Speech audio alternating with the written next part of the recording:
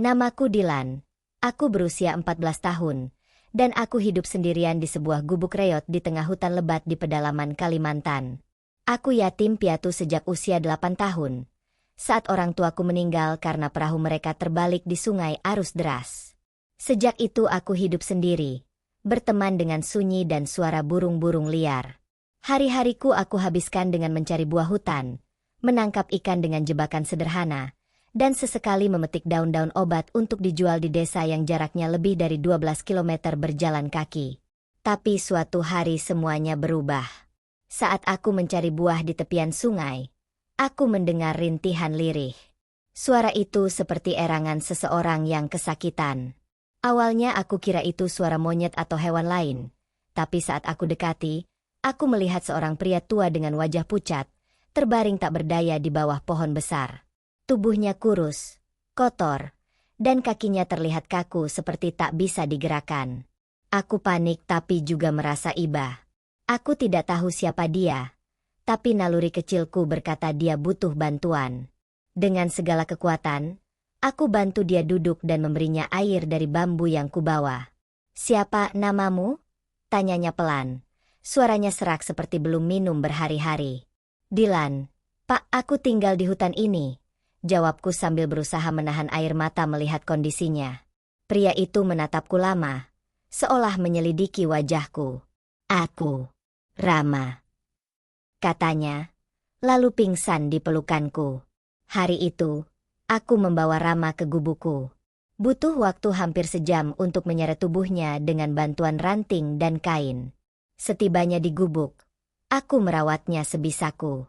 Mengganti pakaiannya dengan baju bekas peninggalan ayah, merebus air dan membersihkan luka-luka kecil di tubuhnya. Aku bahkan meremas singkong liar agar bisa membuat bubur untuknya. Hari-hari berlalu. Rama mulai sadar dan bercerita sedikit-sedikit.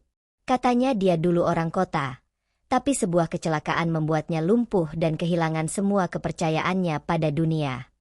"Aku dikhianati oleh orang-orang terdekat, bahkan anakku sendiri," katanya lirih di suatu malam saat hujan deras mengguyur atap sengku yang bocor. Aku tidak mengerti sepenuhnya, tapi aku tahu luka hatinya lebih parah dari lukanya yang terlihat. Rama mulai terbiasa denganku. Dia mengajarkanku membaca dengan buku lusuh yang masih dibawanya. Dia juga mengajari cara menghitung, cara bertanya yang sopan, dan bahkan cara menulis surat. Aku senang, seolah punya kakek yang mengasuhku. Aku merawatnya. Dia mengasuh jiwaku. Hingga suatu malam, saat aku sedang membersihkan pakaian, Rama memanggilku. Wajahnya tampak tegang, dan ia memintaku mengambil sebuah kotak kayu dari tas tua yang ia sembunyikan di balik tikar. Dengan tangan gemetar, dia membukanya dan memperlihatkan isinya. Beberapa lembar uang asing, foto seorang anak kecil, dan surat wasiat. Aku menatapnya bingung. "Itu semua milikku, tapi juga bukan milikku," katanya pelan. Aku menelan ludah. "Apa maksudnya, Pak?" tanyaku. Rama hanya tersenyum tipis.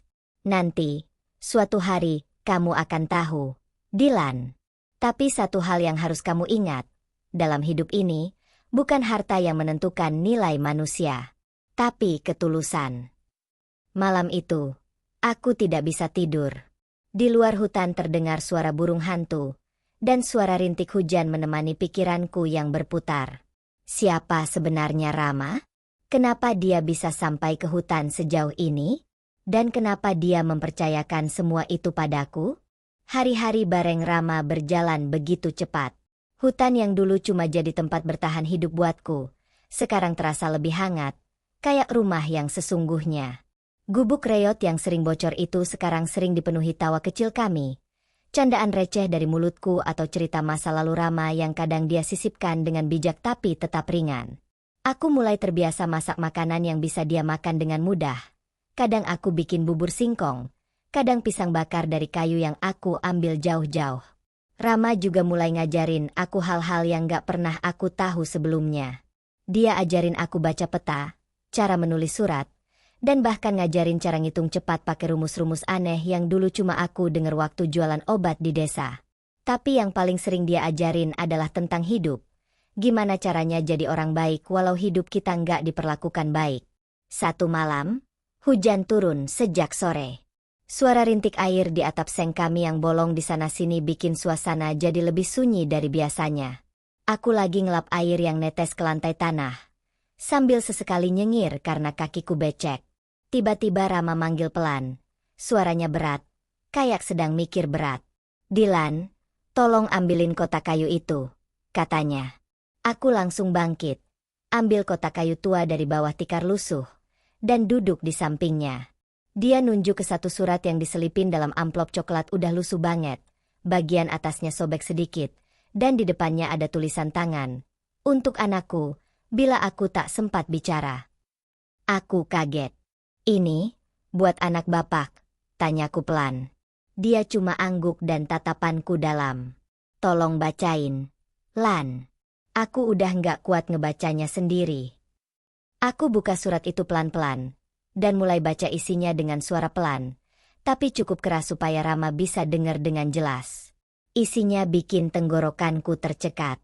"Maafkan ayah. Nak, kalau suatu hari kau menemukan surat ini, berarti ayah sudah tak bisa menjelaskan semuanya secara langsung. Aku pernah jadi pria yang punya segalanya. Uang, rumah besar, jabatan tinggi, dan orang-orang yang katanya teman sejati. Tapi semua itu berubah saat ayah sakit dan kehilangan kemampuan berjalan. Anak ayah sendiri, yang ayah besarkan dengan kasih sayang dan dididik dengan nilai-nilai, malah mengkhianati. Mereka palsukan dokumen, jual seluruh aset, dan membuang ayah diam-diam ke panti jompo. Mereka malu punya ayah yang lumpuh. Ayah pergi ke hutan ini bukan karena putus asa, tapi karena ingin bertahan hidup dengan cara ayah sendiri, di tempat yang jujur, tanpa tipu-tipu. Suaraku mulai bergetar. Tanganku gemetar saat aku lihat Rama menutup matanya. Air matanya netes diam-diam. Aku tahu, isi surat ini bukan cuma tinta di atas kertas, tapi darah dan luka batin yang udah dia tahan bertahun-tahun. Aku lanjutin bacanya. "Kalau kamu anakku yang membaca surat ini, tolong jangan cari ayah untuk pencitraan atau media. Cari ayah hanya jika kamu sungguh menyesal dan ingin meminta maaf. Kalau tidak, biarkan aku tenang bersama alam ini." Setelah aku selesai baca, suasana jadi hening. Hanya suara hujan di luar sana dan napas berat Rama yang pelan-pelan mulai terisak. "Dilan," katanya pelan. "Anak itu, bukan kamu. Tapi kamu justru yang lebih dari anak buatku. Kamu rawat aku, kasih aku makan, bantu bersihin luka, semua tanpa pamrih. Bahkan ketika kamu bisa kabur dari hidup susah ini, kamu tetap milih tinggal." Aku nggak kuat. Aku peluk Rama erat-erat. Badannya kurus, lemah, tapi di balik tubuh tuanya itu aku tahu dia seorang lelaki kuat yang udah dihancurkan sama orang-orang yang dia percaya. Dalam pelukanku, aku bisik, "Bapak, aku nggak tahu kenapa orang bisa sekejam itu. Tapi mulai hari ini, aku janji, aku akan jaga Bapak kayak orang tuaku sendiri." Keesokan paginya, aku mutusin buat pergi ke desa. Di sana ada warnet kecil. Walaupun modemnya lemot dan kadang sinyalnya hilang kalau hujan. Tapi aku nggak peduli. Aku harus tahu siapa Rama sebenarnya. Aku pengen tahu seberapa besar dia dulu, dan siapa anak kandungnya yang tega buang dia. Dengan uang receh hasil jual daun-daun hutan, aku sewa komputer 30 menit. Tanganku gemetar pas ngetik di Google, "Rama Wijaya pengusaha properti." Seketika muncul berita-berita lama. Foto Rama muncul, masih gagah dengan jas mahal dan senyuman ramah di konferensi pers. Namanya besar banget. PT Wijaya Karya Mandiri, perusahaan properti top yang punya proyek di Jakarta, Bali, bahkan Singapura. Tapi yang bikin dadaku sesak, bukan soal kejayaan masa lalunya, tapi berita-berita soal kejatuhannya. Rama Wijaya menghilang setelah dikabarkan bangkrut. Anak kandung Rama Wijaya, kami kehilangan ayah, dia kabur dan tak mau dihubungi. Aku baca pelan-pelan, dan di salah satu artikel, anaknya bilang, "Kami sudah berusaha mencari ayah, tapi dia menghilang tanpa jejak. Kami harap dia masih hidup dan suatu saat bisa pulang." Aku nggak percaya. Bohong semua. Mereka bukan kehilangan ayah. Mereka buang ayah mereka sendiri, lalu pura-pura sedih di media. Dunia ini gila. Aku cetak artikel itu dan pulang buru-buru. Pas aku kasih ke Rama, dia tatap lama, lalu robek pelan-pelan. Aku nggak butuh dunia tahu. Lan, aku cuma butuh satu hal. Kamu jangan pernah jadi seperti mereka. Aku angguk pelan. Mataku masih basah. Tapi di dalam hatiku, aku tahu ini belum selesai. Orang kayak Rama nggak boleh mati diabaikan di tengah hutan. Dia harus dapat keadilan. Atau paling nggak dapat pengakuan terakhir dari dunia bahwa dia bukan sekadar orang lumpuh yang hilang. Malam itu, aku duduk di luar gubuk, tatap langit penuh bintang. Dalam hati, aku janji. Aku akan bikin dunia tahu siapa Rama. Aku akan ungkap semua yang disembunyikan. Walaupun aku cuma anak hutan, anak yatim piatu yang gak punya apa-apa, aku yakin kebenaran harus diperjuangkan. Dan ternyata, Tuhan mulai membuka jalan. Sebuah peristiwa tak terduga terjadi seminggu setelahnya, dan rahasia yang lebih besar dari yang aku bayangkan perlahan mulai terungkap. 3 hari setelah aku pulang dari warnet itu, Rama mulai sering batuk. Badannya makin lemah. Tangannya gemetaran tiap kali angkat gelas bambu. Bahkan buat senyum pun dia butuh tenaga. Aku panik. Aku kasih dia ramuan dari daun tapak liman yang biasanya manjur. Tapi kali ini dia cuma minum sedikit lalu rebahan lagi. Lan, duduk sini. Katanya pelan. Aku langsung duduk di sampingnya. Kita nggak bisa ngelawan waktu. Nak, Bapak tahu waktuku nggak lama. Aku langsung nahan air mata. Jangan ngomong gitu, Pak. Kita masih bisa cari bantuan. Kita ke kota, ke puskesmas. Tapi dia geleng pelan. Udah cukup. Aku bahagia sejak kenal kamu. Tapi ada satu hal lagi yang harus kamu tahu. Dia minta aku ambil bungkusan dari bawah tikar. Di dalamnya ada flash disk yang dibungkus plastik dan dibalut kain hitam. Ini, isinya semua data. Rekening bank, dokumen asli perusahaan, bukti pemalsuan tanda tangan, dan surat wasiat. Kamu harus serahin ini ke kantor pengacara namanya Andra Diwangkara di Jakarta. Cuma dia yang bisa buka semuanya. Aku bengong. Pak, kenapa nggak dari dulu? Dia senyum. Karena aku nggak yakin siapa yang bisa kupercaya. Tapi sekarang aku tahu orang yang benar-benar tulus itu bukan yang punya darah yang sama, tapi yang punya hati yang setia. Malam itu aku nggak bisa tidur. Aku cuma duduk di dekat Rama sambil megang tangannya yang dingin. Aku tahu, waktu kami tinggal sedikit. Dan benar aja. Subuh itu, Rama nggak bangun lagi. Dia pergi dalam tidur. Wajahnya tenang, matanya merem dengan damai. Dan senyumnya masih tertinggal di bibirnya. Aku nangis sejadi-jadinya. Aku peluk tubuhnya erat, berharap dia bangun, berharap semua ini cuma mimpi. Tapi enggak. Dia udah tenang sekarang. Aku kubur Rama di bawah pohon besar tempat biasa kami duduk minum kopi. Aku bikin nisan sederhana dari kayu dan ukir namanya pelan-pelan. Lalu aku berdiri lama di depan makam itu, sambil berjanji dalam hati. Aku bakal terusin semua yang Bapak titipin. Aku janji. Dengan uang seadanya, aku jalan kaki lagi ke desa. Kali ini aku nggak sekadar numpang hidup. Aku datang dengan misi. Aku cari truk sayur yang mau nganterin aku ke kota. Meski harus nunggu 2 hari. Aku tidur di masjid kecil dekat pasar sambil peluk ransel yang isinya cuma baju lusuh dan flash disk yang Rama titipin. Setelah 2 hari perjalanan yang panjang, akhirnya aku nyampe Jakarta. Kota itu rame, penuh gedung tinggi dan suara klakson yang gak henti. Aku bingung, takut, tapi semangatku lebih besar dari rasa takut itu. Aku cari alamat pengacara itu, nanya ke orang-orang, muter-muter sampai akhirnya nemu gedung kantor hukum dengan papan nama Andra Diwangkara Partners. Aku masuk dengan deg-degan, disambut mbak resepsionis yang awalnya ngira aku pengemis. Tapi setelah aku bilang aku bawa surat penting dari Rama Wijaya, wajahnya langsung berubah. Tunggu sebentar ya, Dek, katanya.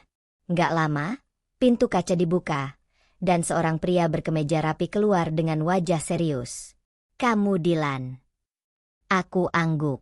Dia langsung peluk aku erat. Saya Andra. Rama, sahabat saya.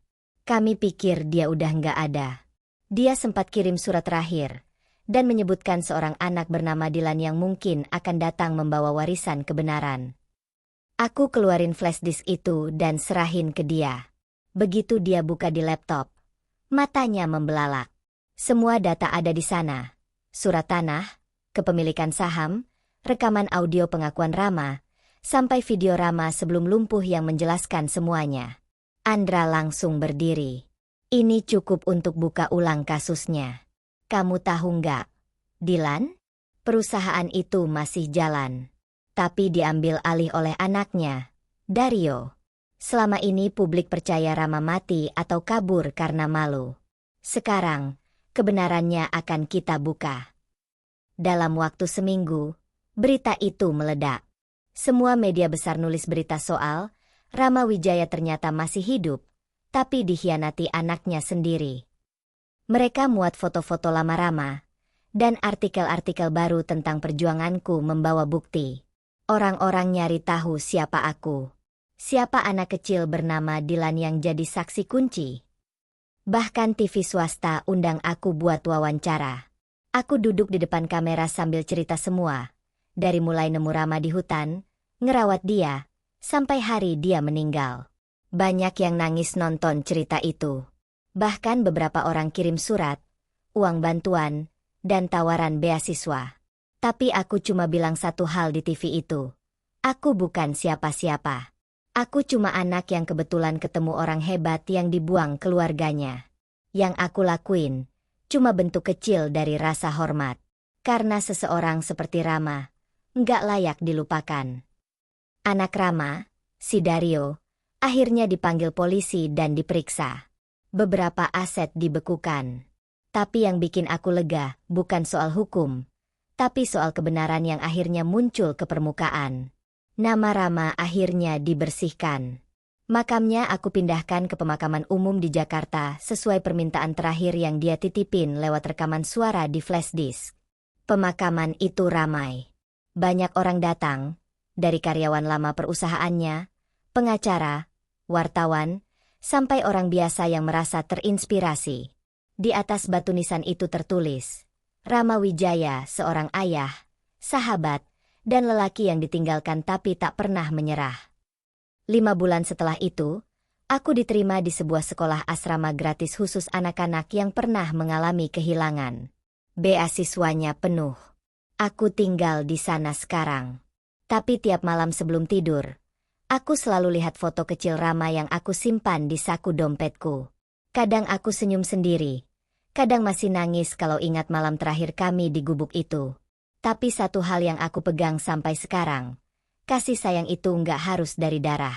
Kadang, Tuhan mempertemukan 2 jiwa dari 2 dunia yang berbeda, hanya untuk saling menyelamatkan. Dan kalau kamu tanya apa yang paling aku pelajari dari semua ini? 1.